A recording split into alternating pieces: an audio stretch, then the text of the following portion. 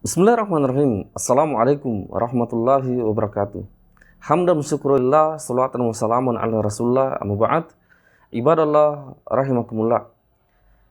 Salah satu pertanyaan yang banyak dipertanyakan oleh kaum muslimin adalah bagaimana hukum berwudu di dalam kamar mandi.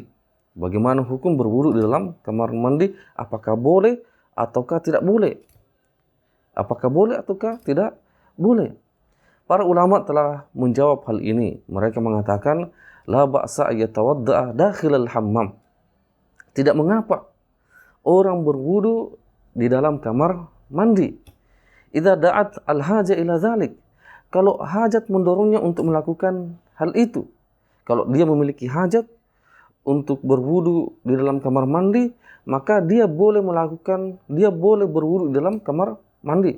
Contohnya ketika ingin mandi wajib, maka dia boleh berwudu dalam kamar mandi, sebagaimana kesunahan dalam mandi wajib adalah berwudu di awalnya, maka dia boleh berwudu di dalam kamar mandi. Wa yusamnya inda awalil wudu, kemudian dia membaca bismillah di awal wudu, li'anna tasmiyah wajibatun inda ba'di ahli ilmi wa muta'akkidatun indal aktsar. Karena hukum membaca basmalah itu ada ikhtilaf di kalangan para ulama. Ada yang mengatakan wajib, namun jumhur ulama mengatakan bahwa membaca bismillah itu hukumnya sunnah yang sangat dianjurkan.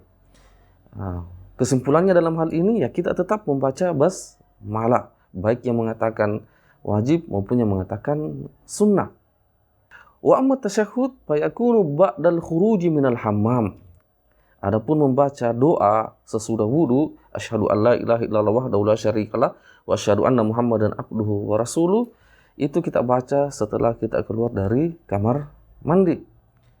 Fa idza faraga min wudu'ihi yakhruju wa yatashahhad fil khurij. Ketika dia telah melaksanakan wudunya, dia keluar dari kamar mandi, kemudian dia membaca doa ini. Bagaimana tata cara membaca bismillah di dalam kamar mandi? Bagaimana tata cara membaca bismillah di dalam kamar mandi? Ulama mengatakan, idza kana fil hammam faqad qala Imamul Ahmad.